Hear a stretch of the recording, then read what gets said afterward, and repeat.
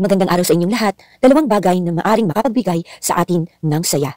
Now is the best time na ibahagi ko sa inyo ang dalawang bagay na makapagbigay ng saya sa akin at sa inyo rin, ang mag-exercise o walking kung umaga.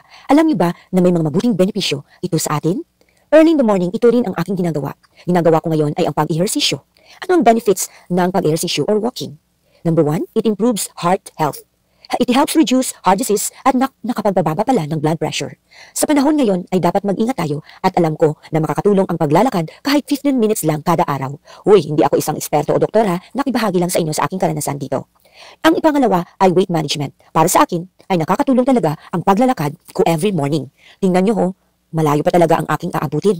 Lalo na sa malamig na lugar, gaya dito sa amin, ang isip namin ay makakain at masarap talaga ang mga pagkain na dapat mong kainin. Alaman natin na pag hindi tayo nag-exercise ay tumataba na rin at mabigat ang ating timbang.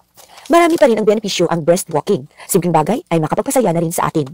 Pagkatapos ng aking simpleng paglalakad sa palibot ko o sa paligid ko ay naisip kong pumunta sa, alamin natin kung saan ha, maglalakad muna tayo. Ito ay totoong exercise. Sunod ay pumunta na ako sa thrift store. Alam niyo ba na itong thrift store ay may mga benepisyo sa atin? Kakaiba talaga, no? Pag pumunta ka dito, una ay it saves money. Alam ko na ako ay walang pambilian ng mga branded. Alam na natin na ang ukay ay nakakamura talaga at nakapagbibigay ng tamang budget. Talagang ang saya-saya ko nang pumunta ako dito. Unique and vintage ang items. Kakaiba talaga yung style. Makikita nyo, tingnan nyo. Mayroon pang ibang benepisyo ang mga ukay.